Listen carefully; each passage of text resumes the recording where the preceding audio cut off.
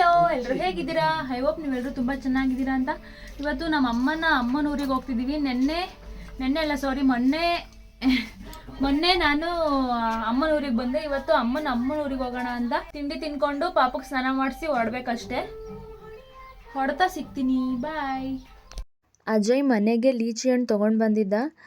ಈ ಲೀಚಿ ಹಣ್ಣಿಂದ ಹೆಲ್ತಿಗೆ ತುಂಬ ಬೆನಿಫಿಟ್ಸ್ ಇದೆ. ಯಾರಾದರೂ ಟ್ರೈ ಮಾಡಿಲ್ಲ ಅಂದರೆ ಒಂದ್ಸಲ ಟ್ರೈ ಮಾಡಿ ನೋಡಿ, ತುಂಬ ಚೆನ್ನಾಗಿರುತ್ತೆ. ನಮ್ಮ ಅಮ್ಮರ ಊರಿಗೆ ಹೋಗ್ತಿದ್ದೀವಿ.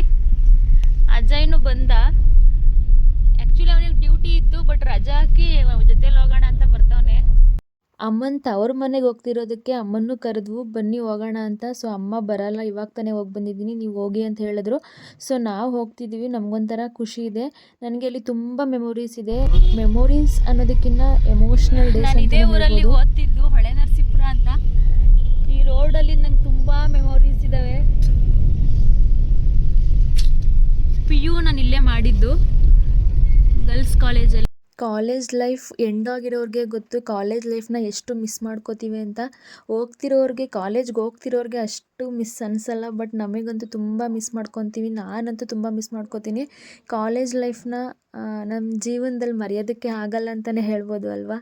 ಕಾಲೇಜ್ಗೆ ಹೋಗ್ತಿರೋರ್ಗೆ ಹೇಗೆ ಅನಿಸುತ್ತೆ ಅಂತ ಹೇಳಿದ್ರೆ, ಕಾಲೇಜ್ ಲೈಫ್ ಎಷ್ಟು ಬೇಗ ಮುಗಿದ್ಬಿಡುತ್ತಪ್ಪ, ಯಾರಿಗೆ ಬೇಕು ಈ ಓದೋದು, ಈ ಅಸೈನ್ಮೆಂಟ್ಸ್ ಬರೆಯೋದು, ಇದೆಲ್ಲ ತಲೆನೋವು ಯಾಕೆ ಅಂತ ಅನಿಸ್ತಿರುತ್ತೆ. ಬಟ್ ನನಗೇನು ಅನಿಸುತ್ತೆ ಅಂತ ಹೇಳಿದ್ರೆ, ಕಾಲೇಜ್ಗೆ ಹೋಗ್ತಿದ್ರೇ ತುಂಬ ಚೆನ್ನಾಗಿರುತ್ತೆ ಅಲ್ವಾ. ಕಾಲೇಜಲ್ಲಿ ಫ್ರೆಂಡ್ಸ್ ಜೊತೆ ಟೈಮ್ ಸ್ಪೆಂಡ್ ಮಾಡ್ಬೋದು, ಹೊಸದಾಗಿ ಏನಾದರೂ ಕಲಿತಿರ್ಬೋದು. ನನ್ನ ಜೀವನದಲ್ಲಿ ಏನಾದರೂ ಹೊಸ್ದಾಗಿ ಕಲಿಬೋದು ಕಾಲೇಜ್ಗೆ ಹೋಗ್ತಿದ್ರೆ ಅಂತ ಏನೇನೋ. ಹೀಗೆ ಸುಮ್ಮನೆ ಒಬ್ಬಳೇ ಕೂತ್ಕೊಂಡಾಗ ತುಂಬ ಯೋಚನೆ ಬರುತ್ತೆ. ಕಾಲೇಜ್ ಲೈಫೇ ಚಂದ ಅಂತ ಅನಿಸುತ್ತೆ. ಪಾಪು ಮಲ್ಕೊಂಡ್ಲು. ಮಧು ಮನೆಗೆ ಏನಾದರೂ ತಗೋತೀನಿ ಹಣ್ಣು ಅಂತ ಹೋಗಿದ್ದಾರೆ. ಬೇಕ್ರಿ ಏನಾದರೂ ತಗೋತೀನಿ ಅಂತ ಹೇಳಿದ್ರು. ನಾನೇ ಬೇಡ, ಹಣ್ಣೇನಾದರೂ ತಗೋ ಸಾಕು, ಬೇಕ್ರಿ ಐಟಮ್ಸ್ ಎಲ್ಲ ತಿನ್ಸೋದು ಬೇಡ, ಹುಷಾರಿಲ್ಲ ಫಸ್ಟೇ ಅಂತೇಳಿ ಹಣ್ಣು ತಗೋ ಅಂತ ಹೇಳಿದ್ದೀನಿ ಎರಡು ಮನೆಗೂ. ಚಿಂಚು ಚಾಚಿ ಮಾಡಿದ್ದಾಳೆ. ಅವಳು ಸ್ನಾನ ಮಾಡಿಸಿದ ತಕ್ಷಣ ಮಲ್ಕೋತಾಳೆ, ಬಟ್ ಸ್ನಾನ ಮಾಡಿಸಿ ಮಲ್ಗ್ಸೋಕ್ಕಾಗಿರಲಿಲ್ಲ. ಹಾಗೆ ಕರ್ಕೊಂಡು ಬಂದಿದ್ದೆ, ಮಲ್ಕೊಬಿಟ್ಟಿದ್ದೆ. ಆರಾಮಾಗಿ ಮಲ್ಗೈತೆ. ಪೊಲೀಸ್ ಬೇರೆ ಬಂದರು, ಇಲ್ಲಿ ಗಾಡಿ ಹಾಕಂಗಿಲ್ಲ ತೆಗಿಯೋದಕ್ಕೆ ಹೇಳಿ ಅಂತ ಹೇಳಿದ್ರು. ಅವ್ರು ಬೇರೆ ಹಣ್ಣು ತರೋದಕ್ಕೆ ಹೋಗಿದ್ದಾರೆ. ಸರಿ ಇನ್ನೊಂದು 5 ನಿಮಿಷ ಹೊರಟ್ಬಿಡ್ತೀವಿ ಅಂತ ಹೇಳಿದೆ. ಸರಿ ಆಯಿತು ಅಂತ ಹೋದರು. ಅವ್ರು ಬಂದ ತಕ್ಷಣ ಹೊರಡಬೇಕು. ಅಲ್ಲಿ ನಮ್ಮ ಅಮ್ಮಮ್ಮ ಊರ ಕಡೆ ಹೇಗೆ ಅಂತ ಹೇಳಿದ್ರೆ, full Malnad type weather.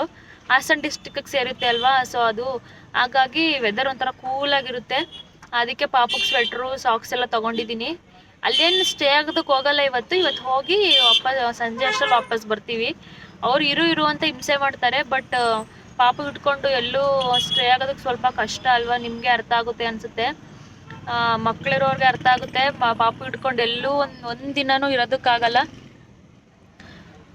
Comfortable ಆಗಿ ಇರೋದಕ್ಕಾಗಲ್ಲ. ಮಕ್ಕಳು ಸ್ವಲ್ಪ ಕಿರಿಕಿರಿ ಕ್ರ್ಯಾಂಕಿ ಆಗಿರ್ತಾರಲ್ವ. ಸೊ ಹಾಗಾಗಿ ಬೇರೆ ಕಡೆ ಇರೋದಕ್ಕೆ ಒಂಥರ ಆಗುತ್ತೆ. ಸೊ ಇಲ್ಲಿ ಒಂದು ಶ್ರವಣಹಳ್ಳಿಗೆ ಬಂದರೆ, ನಮ್ಮ ಅಮ್ಮರ ಊರಿಗೆ ಬಂದರೆ ಅಮ್ಮ ಇರುತ್ತೆ, ನೋಡ್ಕೊಳ್ಳುತ್ತೆ, ಅವಳ ಹತ್ರನೂ ಸಮಾಧಾನ ಮಾಡುತ್ತೆ ಅಂತ ಒಂದು ಧೈರ್ಯ ಅಷ್ಟೇ ನಮ್ಮ ಅಮ್ಮನ ಜೊತೆ ಇದ್ದರೆ. ಸೊ ಅದಕ್ಕೆ ಅಲ್ಲಿ ಇರಲ್ಲ, ವಾಪಸ್ ಬರ್ತೀನಿ. ಮಾಮರು ಬೇಜಾರು ಮಾಡ್ಕೋತಾರೆ, ಬಂದ ತಕ್ಷಣ ಒಂದು ಸ್ವಲ್ಪ ಹೊತ್ತು ಇರ್ತೀಯ ಹೋಗ್ತೀಯಾ ಅಂತ. ಬಟ್ ಏನು ಮಾಡೋಕ್ಕಾಗಲ್ಲ. ಮುಂಚೆ ಆಗಿದ್ದರೆ ಪಾಪ ಹೋಗೋದಕ್ಕಿಂತ ಮುಂಚೆ ಇರ್ಬೋದಿತ್ತು, ಬಟ್ ಇವಾಗ ಹಂಗಿರೋದಕ್ಕೆ ಸಾಧ್ಯನೇ ಇಲ್ಲ. ಮತ್ತೆ ಪೊಲೀಸ್ ಬರ್ತಿದ್ದಾರೆ. ಮಧು ಅವ್ರು ಇನ್ನೂ ಬರಲೇ ಇಲ್ಲ, ನೋಡೋಣ ಏನಂತಾರೆ ಅವರು. ಅಮ್ಮನ ಕಡೆ ಫ್ಯಾಮಿಲಿಗೆ ತುಂಬ ಅಟ್ಯಾಚ್ ಆಗೋದು ಮಕ್ಕಳೆಲ್ಲ, ಅಪ್ಪನ ಕಡೆ ಫ್ಯಾಮಿಲಿಗಿನ್ನ. ನಾವು ಹಾಗೇನೆ, ನಮ್ಮ ಅಮ್ಮನ ಅಮ್ಮ ಅಪ್ಪ ಅಂದ್ರೇ ತುಂಬ ಇಷ್ಟ. ಇವಾಗ ನಾವು ಚಿಕ್ಕ ವಯಸ್ಸಲ್ಲಿ ಹೇಗೆ ಅಂತ ಹೇಳಿದ್ರೆ, ನಮ್ಮ ಅಮ್ಮನ ತವ್ರ ಮನೆಗೆ ಹೋಗ್ತೀವಿ ಅಂತ ಹೇಳಿದ್ರೆ ಫುಲ್ ಖುಷಿ ನಮಗೆ. ಹೋಗ್ಬೇಕಾದ್ರೆ ಫುಲ್ ಖುಷಿಯಾಗಿ ಹ್ಯಾಪಿಯಾಗಿ ಹೋಗ್ತಿದ್ವು. ಆ ಕಡೆನೇ ಬರಬೇಕಾದ್ರೆ ಹತ್ಕೊಂಡು ಬರ್ತಿದ್ವು. ಚಿಕ್ಕ ಮಕ್ಕಳಿದ್ದಾಗ ಹಂಗೆ ಮಾಡ್ತಿದ್ವು. ನಮ್ಮ ಮಾಮವರೆಲ್ಲ ಮಕ್ಕಳು ಅಳ್ತಿದ್ದಾರೆ, ಬಿಟ್ಟು ಹೋಗು, ಯಾಕೆ ಕರ್ಕೊಂಡು ಹೋಗ್ತೀವಿ ಅನ್ನೋರು. ನಮ್ಮ ಅಪ್ಪ ಮಾತ್ರ ಬಿಡ್ತಿರ್ಲಿಲ್ಲ. ನಮ್ಮ ಅಪ್ಪ ಫಾಸ್ಟಾಗಿ ಬಂದ್ಬಿಡೋದು. ನಮ್ಮಮ್ಮ ನಾನು ಇಬ್ಬರು, ನಮ್ಮಮ್ಮ ನಾನು ನನ್ನ ತಮ್ಮ 3 ಜನ ಹೊತ್ಕೊಂಡು ಕೂತ್ಕೊಳ್ಳೋ, ಹೋಗ್ಬೇಕಲ್ಲ ಊರಿಗೆ ಅಂತ. ಅದೊಂಥರ ಮೆಮೊರಿ. ಬಟ್ ಇವಾಗ ದೊಡ್ಡವರಾಗ್ತಾ ಹೇಗೆ ಅಂತ ಹೇಳಿದ್ರೆ, ಹೋಗೋದಕ್ಕೆ ಇಷ್ಟ ಆಗುತ್ತೆ, ಬಟ್ ಆ ಥರ ಅಟ್ಯಾಚ್ಮೆಂಟ್ ಸ್ವಲ್ಪ ಕಮ್ಮಿ ಆಗಿಬಿಡುತ್ತೆ ದೊಡ್ಡರಾಗ್ತಾ ನಮ್ಮ ಅಮ್ಮರ ಊರಿಗೆ ಹೋಗೋದಕ್ಕೆ. ಆ ಊರಲ್ಲಿ ತುಂಬ ಮೆಮೊರೀಸ್ ಇದೆ. ನಾನು ಚಿಕ್ಕ ವಯಸ್ಸಲ್ಲಿ ತುಂಬ ಅಲ್ಲೇ ಬೆಳೀತಿದ್ದು. ಚಿಕ್ಕ ವಯಸ್ಸಲ್ಲಿ ಮೆಮೊರೀಸ್ ಒಂಥರ ಚೆನ್ನಾಗಿರುತ್ತೆ ಅಲ್ವಾ. ಚಿಕ್ಕ ವಯಸ್ಸಲ್ಲಿ ನಾವು ದೊಡ್ಡವರೇ ಆಗಬಾರ್ದಾಗಿತ್ತು, ಚಿಕ್ಕ ಮಕ್ಕಳಾಗೇ ಇರಬೇಕಿತ್ತು ಅಂತ ಅನಿಸುತ್ತೆ ಎಷ್ಟೊಂದು ಸಲ. ಈ ಜವಾಬ್ದಾರಿ, ಈ ಲೈಫು, ಈ ಜಂಜಾಟ ಎಲ್ಲ ಯಾಕೆ, ಚಿಕ್ಕ ಮಕ್ಕಳಾಗೇ ಇದ್ಬಿಡೋಣ ಅಂತ ಅನಿಸ್ತಿರುತ್ತೆ.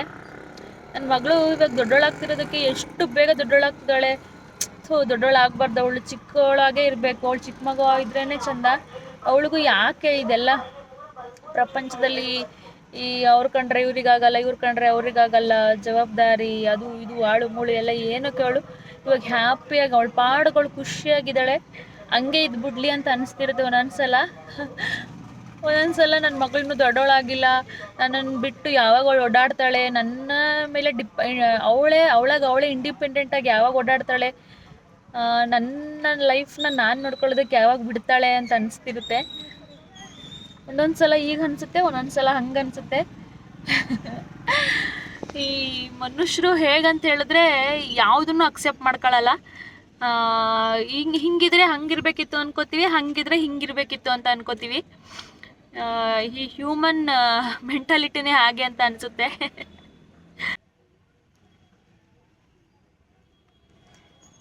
ಜಿಂಚು ಆರಾಮಾಗಿ ನಿದ್ದೆ ಮಾಡ್ತಿದ್ದಾಳೆ. ಅವಳ ಲೈಫೇ ಚೆನ್ನಾಗಿರುತ್ತಲ್ವಾ, ಮಕ್ಕಳ ಲೈಫೇ ಚೆಂದ. ಹೋಗ್ತಾ ದಾರಿಯಲ್ಲಿ ಈ ಥರ ಗ್ರೀನರಿ ಎಲ್ಲ ನೋಡಿಕೊಂಡು ತುಂಬ ಮನಸ್ಸಿಗೆ ನೆಮ್ಮದಿ ಅಂತ ಅನಿಸ್ತಿತ್ತು. ಜರ್ನಿನ ತುಂಬ ಎಂಜಾಯ್ ಮಾಡ್ಕೊಂಡು ಹೋದ್ವು. ಈ ಸಿಟಿ ಜೀವನಕ್ಕಿಂತ ಈ ಹಳ್ಳಿ ಜೀವನ ಎಷ್ಟು ಸುಂದರವಾಗಿರುತ್ತೆ ಅಲ್ವಾ. ಸುತ್ತಮುತ್ತ ಎಲ್ಲ ಹಸಿರು ತುಂಬಿದ ವಾತಾವರಣ, ಒಂಥರ ಮನಸ್ಸಿಗೆ ನೆಮ್ಮದಿ. ಬೆಳಗ್ಗೆ ಎದ್ದ ತಕ್ಷಣ ಆ ಹಕ್ಕಿಗಳ ಕಲರವ ಕೇಳಿಕೊಂಡು ಕಿವಿಗೊಂಥರ ತಂಪು ಅಲ್ವಾ. ಸೊ ಮನಸ್ಸಿಗೂ ಖುಷಿ ಆ್ಯಂಡ್ ಕಿವಿಗೂ ತಂಪು ಅಂತಲೇ ಹೇಳ್ಬೋದು. ಹೀಗೆ ಜರ್ನಿ ಎಂಜಾಯ್ ಮಾಡ್ಕೊಂಡು ಅಂತೂ ಇಂತೂ ಮನೆಗೆ ಬಂದ್ವು. ನಮ್ಮ ಅಜ್ಜಿ, ನಮ್ಮ ಅಮ್ಮನಮ್ಮ ಶಾರದಕ್ಕ ಅಡಿ ಆಯ್ತು. ಯಾರಿಗೆ ತೋರಿಸ್ತಾ ಇದೀಯಾ? ನಿನಗೆ ಅಲ್ಲ, ಯಾರಿಗೂ ಹೇಳ್ತಾ ಇದೆಯಲ್ಲ ಅವ್ರಿಗೆ. ಯಾರಿಗೂ ಇಲ್ಲ. ತಗ ಇದೊಂದು ನೋಡಿದ್ರಲ್ಲ, ಇವರೇ ನಮ್ಮ ಅಜ್ಜಿ. ಇವರಂದ್ರೆ ನನಗೆ ಸಖತ್ ಇಷ್ಟ. ಯಾಕೆ ಅಂತ ಗೊತ್ತಿಲ್ಲ. ಅಜ್ಜಿ ಅಂದರೆ ಅದೊಂಥರ ಎಮೋಷ್ನಲ್ ಅಂತಲೇ ಹೇಳ್ಬೋದು. ರುಕ್ಕಮ್ಮ ಕೈ ತೊಳ್ಕೊಂಡು ಯಾಕಿರ್ಲ ಹೋಗಿ ಬಾಯ್ ಮಾಡ್ತಾ ಇದ್ರಿ. ನಗು ಬರ್ತೈತೆ. ನಮ್ಮ ಮಾಮಂದಿರು, ಅತ್ತೆಯರು ಎಲ್ಲರೂ ತುಂಬ ಕಷ್ಟಪಟ್ಟು ದುಡಿತಾರೆ. ಹಳ್ಳಿ ಜೀವನ ಹೇಗೆ ಅಂತ ನಿಮಗೆ ಗೊತ್ತು. ತೋಟದಲ್ಲಿ ಕೆಲಸ ಮಾಡಿದ್ರೇ ನಮಗೆ ಹೊಟ್ಟೆ ತುಂಬ ಅನ್ನ ತಿನ್ನೋದಕ್ಕೆ ಸಾಧ್ಯ. ಸೊ ಅವರು ಮುಂಚೆ ಹಳೆ ಮನೆಯಲ್ಲಿದ್ದರು, ಬಟ್ ಇವಾಗ ಕಷ್ಟಪಟ್ಟು ದುಡಿದು ಅವರು ಒಂದು ಪ್ರಯತ್ನಕ್ಕೆ ಫಲ ಸಿಕ್ಕಿ ಅವರು ಒಂದು ಮನೆ ಕಟ್ಕೊಂಡು ಖುಷಿಯಾಗಿದ್ದಾರೆ. ನಮ್ಮ ಮಾಮಂದಿರು ಹೀಗೆ ಎತ್ತರಕ್ಕೆ ಬೆಳೀಲಿ ಅಂತ ನಾನು ದೇವ್ರ ಹತ್ರ ಆಶಿಸ್ತೀನಿ ಆ್ಯಂಡ್ ದೇವ್ರ ಹತ್ರ ಕೇಳ್ಕೊತೀನಿ. ಇನ್ನು ಹೊಟ್ಟೆ ತುಂಬ ಊಟ ಅಂತೂ ಬಿತ್ತು. ಸೊ ಹೊರಗಡೆ ಬಂದು ಸ್ವಲ್ಪ ರಿಲ್ಯಾಕ್ಸ್ ಮಾಡೋಣ, ತಿಂದಿರೋದನ್ನು ಸ್ವಲ್ಪ ಕರಗಿಸೋಣ ಅಂತ ಹೊರಗಡೆ ಬಂದೆ. ನಮ್ಮ ಅತ್ತೆ ಮಕ್ಕಳು ಮನೆ ಮುಂದೆ ಒಳ್ಳೆ ಗಿಡ ಹಾಕ್ಕೊಂಡಿದ್ರು. ಸೊ ತುಂಬ ಚೆನ್ನಾಗಿ ಕಾಣಿಸ್ತಿತ್ತು. ಗಿಡದಲ್ಲಿ ಹೂವು ಬಿಟ್ಟಾಗಂತೂ ತುಂಬ ಚೆನ್ನಾಗಿ ಕಾಣುತ್ತೆ. ಇದು ಮನಸ್ಸಿಗಷ್ಟೇ ಅಲ್ಲ, ನಮ್ಮ ಹೆಲ್ತ್ಗೂ ಕೂಡ ಒಳ್ಳೆಯದು ಗಿಡ ಬೆಳೆಸೋದ್ರಿಂದ ಮನೆ ಮುಂದೆ. ಇನ್ನು ಮನೆಯಲ್ಲಿ ಈ ಥರ ಹಸುನ ಗೋಮಾತೆ ಲಕ್ಷ್ಮಿ ಅಂತಲೇ ಹೇಳ್ಬೋದು. ಸೊ ಈ ಥರ ಹಸುಗಳು ಮನೆಯಲ್ಲಿದ್ದರೆ ಮನೆ ತುಂಬ ಲಕ್ಷ್ಮಿ ಅಂತಲೇ ಹೇಳ್ಬೋದು. ಸೊ ಅವರಿದ್ರೇ ಮನೆ ಒಂಥರ ಕಳೆ. ಅವ್ರು ಚೆನ್ನಾಗಿ ಮೇವು ಸೊಪ್ಪು ಎಲ್ಲ ತಿನ್ಕೊಂಡಿದ್ರೆ ನಮಗೊಂಥರ ಮನಸ್ಸಿಗೆ ಸಮಾಧಾನ. ನಮ್ಮ ಮನೆಯಲ್ಲೂ ಅಷ್ಟೇ, ನಮ್ಮಪ್ಪ ಫಸ್ಟು ನಾವು ತಿಂತೀವೋ ಬಿಡ್ತೀವೋ ಹಸುಗಳಿಗೆ ಮೇವು ಕಿತ್ಕೊಂಬಂದು ಹಾಕ್ಬಿಡ್ಬೇಕು, ಅವಾಗ ನಮ್ಮ ಅಪ್ಪನ ಸಮಾಧಾನ. ಬಾಲ್ದಲ್ಲಿ ಹೊಡಿಯುತ್ತೆ ಮಗಳ ಇವಾಗ. ಅಂಬ ಕಂದ ಬಾ ಬಾ ಬಾ ಬಾ ಬಾ ಬಾ ಬಾ ಅನ್ನಿ ಅನ್ನಿ.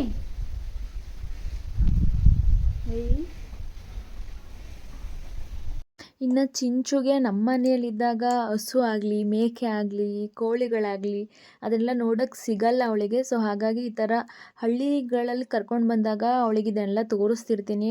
ಅವಳಿಗೆ ಅವುಗಳೆಲ್ಲ ಪರಿಚಯ ಆಗಲಿ ಅಂತ ಅಷ್ಟೇ, ಏನೋ ಬಿಲ್ಡಪ್ ಕೊಡ್ತಿದ್ದೀನಿ ಅಂತಲ್ಲ. ಅವಳಿಗೆ ಇದೆಲ್ಲ ಗೊತ್ತಾಗಲಿ, ಅವಳಿನ್ನೂ ಚಿಕ್ಕವಳಲ್ವಾ, ಅವಳಿಗೆ ಇದನ್ನೆಲ್ಲ ತಿಳ್ಕೊಳ್ಳಿ. ಮೇಕೆ ಅಂದರೆ ಯಾವುದು, ಹಸು ಅಂದರೆ ಯಾವುದು, ಕೋಳಿ ಅಂದರೆ ಯಾವುದು ಅಂತ. ಸೊ ಅದಕ್ಕೆ ತೋರಿಸ್ತಿದ್ದೀನಿ ಅಷ್ಟೇ. ನೋಡು ಮಗಳೇ, ಇದು ಮೇಕೆ ಅಂತ. ಅವಳು ಇದನ್ನೆಲ್ಲ ನೋಡ್ಕೊಂಡು ತುಂಬ ಎಂಜಾಯ್ ಮಾಡ್ತಿರ್ತಾಳೆ, ತುಂಬ ಖುಷಿ ಪಡ್ತಿರ್ತಾಳೆ. ಬಾ ಬಾ ಬಾ ಅಂತ ಕರಿತಿರ್ತಾಳೆ. ನನಗೂ ನೋಡೋದಕ್ಕೆ ಖುಷಿ ಆಗುತ್ತೆ, ನನ್ನ ಮಗಳು ಹಿಂಗೆಲ್ಲ ರಿಯಾಕ್ಟ್ ಮಾಡ್ತಿದ್ದಾಳಲ್ಲ ಅಂತ. ಅವಳಿಗೆ ಆ್ಯಕ್ಚುಲಿ ಪ್ರಾಣಿಗಳಂದರೆ ತುಂಬ ಇಷ್ಟ. ನನ್ನ ಮಗಳು ಪ್ರಾಣಿಗಳ ಜೊತೆ ತುಂಬ ಚೆನ್ನಾಗಿ ಹೊಂದ್ಕೋತಾಳೆ. ದಿನವಿಡೀ ಬೇಕಾದರೆ ಪ್ರಾಣಿಗಳ ಜೊತೆನೇ ಇದ್ಬಿಡ್ತೀನಿ ಅಂತ ಅಂದ್ಕೋತಾಳೆ. ಅವಳಿಗೆ ತುಂಬ ಖುಷಿ ಸಿಗುತ್ತೆ ಪ್ರಾಣಿಗಳ ಜೊತೆ ಸಮಯ ಕಳೆಯೋದ್ರಿಂದ. ಸೊ ಹಾಗಾಗಿ ನಾನು ಏನು ಇದು ಮಾಡೋದಕ್ಕೆ ಹೋಗಲ್ಲ, ಅವಳಿಗೆ ಹೇಗೆ ಖುಷಿನೋ ಆಗಿರೋದಕ್ಕೆ ಬಿಡ್ತೀನಿ. ಆಯನವ ಹಾಯ್ ಹಿಂಗನ್ನು ಹಾಯ್ ಆಯ್ ಹಾಡು ನಡಿ. ನಮ್ಮ ತಾತ ಬಂದು ಭರ್ಜರಿಯಾಗಿ ಬ್ಯಾಟಿಂಗ್ ಮಾಡ್ತಿದ್ದಾರೆ. ಹಿಂಗೆ ಆಯ್ ಅಂತ. ಇವರೇ ನಮ್ಮ ತಾತ ಮಲೇಶ್ ಬ್ರೋ. ತಿನ್ನೋದ್ರಲ್ಲಿ ಬ್ಯುಸಿ. ಇವರು ಅವ್ರ ಹೆಂಡತಿ ನಮ್ಮ ಅಜ್ಜಿ ಶಾರದಮ್ಮ ಅಂತ ಅಲ್ವೇನವ. ಹೋಗಿ ಊಟ ಮಾಡು. ನಮ್ಮದು ಊಟ ಎಲ್ಲ ಆಯಿತು. ಆಯಿತಾ? ಊಟ ಆಯಿತಾ? ಭರ್ಜರಿ ಬ್ಯಾಟಿಂಗ್ ಮಾಡಿ ಅಜಯ್ ಅವರು ಆಚೆ ಬರ್ತಿದ್ದಾರೆ. Biryani, mutton fry.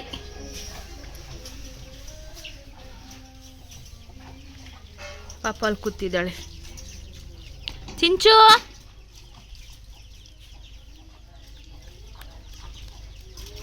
ಬನ್ನಿ ಮತ್ತೆ.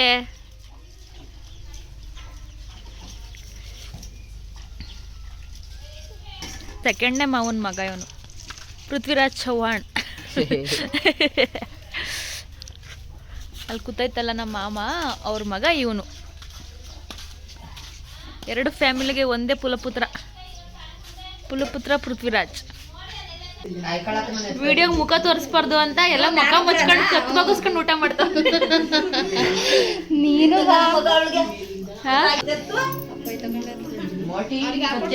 ನೀನು ಊಟ ಮಾಡವ ಅಲ್ಕತಿಯಪ್ಪ. ಬನ್ನಿ. ಫೈನಲಿ ಎಲ್ಲರನ್ನೂ ನೋಡಿಕೊಂಡು ಮನೆ ಕಡೆ ಹೊರಟ್ವು. ಹೋಗ್ತಾ ದಾರಿಯಲ್ಲಿ ಬೇಜಾರಾಗ್ತಿತ್ತು, ಎಲ್ಲರನ್ನೂ ಬಿಟ್ಟು ಹೋಗ್ತಿದ್ದೀನಲ್ಲ ಅಂತ. ಬಟ್ ಏನು ಮಾಡೋದಕ್ಕಾಗಲ್ಲ, ಹೆಣ್ಮಕ್ಳು ಅಂದಮೇಲೆ ಹೋಗ್ತಾನೆ ಇರಬೇಕು, ಜೀವನ ಹೋಗಲೇಬೇಕು. ಸೊ ಹೋಗ್ತಿದ್ದೀವಿ. ಚಿಂಚುನು ಎಂಜಾಯ್ ಮಾಡಿಕೊಂಡು ಹೋಗ್ತಾ ಇದ್ದಾಳೆ.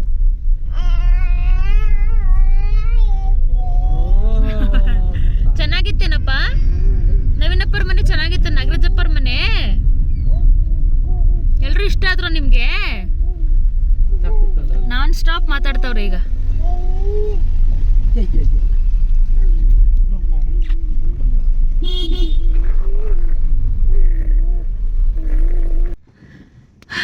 ಇವಾಗ ಮತ್ತೆ ಎಲ್ಲ ಮುಗಿಸ್ಕೊಂಡು ಮನೆಗೆ ಹೋಗ್ತಾ ಇದೀವಿ. ಹೋಗೋದಕ್ ಮನ್ಸೇ ಇಲ್ಲ, ಬಟ್ ಹೋಗ್ಲೇಬೇಕು. ಮಾಮರೆಲ್ಲ ಬೇಜಾರ್ ಮಾಡ್ಕೊಂಡಿದ್ದಾರೆ, ಮಾಮ ಅತ್ತೆ ಎಲ್ಲ. ಎಲೆ ಅಡ್ಕೆ ಹಾಕೊಂಡು ನಾಲ್ಗೆಲ್ಲ ಕೆಂಪಗಾಗೈತೆ. ಡೋಂಟ್ ಮೈಂಡ್ ಯಾ. ಹೋಗೋಣ. ಇವಾಗ ಒಂಥರ ಫೀಲಿಂಗ್, ಬೇಜಾರಾಗ್ತೈತೆ. ಬಟ್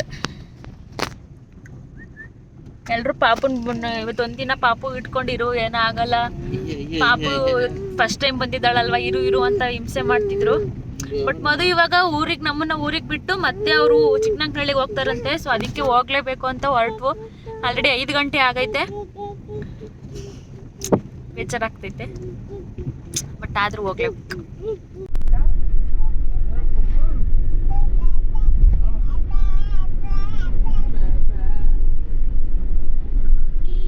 ನಿಮ್ಮೆಲ್ಲರಿಗೂ ನನ್ನ ವೀಡಿಯೋಸ್ ಇಷ್ಟ ಆಗ್ತಿದೆ ಅಂತ ಅನ್ಕೋತೀನಿ. ಎಲ್ಲರೂ ನಗ್ನಗ್ತಾ ಇರಿ, ಹ್ಯಾಪಿಯಾಗಿರಿ, ಖುಷಿಯಾಗಿರಿ. ಮತ್ತೆ ಮುಂದಿನ ವ್ಲಾಗಲ್ಲಿ ಸಿಗ್ತೀನಿ. Until then keep watching my video. Lots of love. Take care. Bye.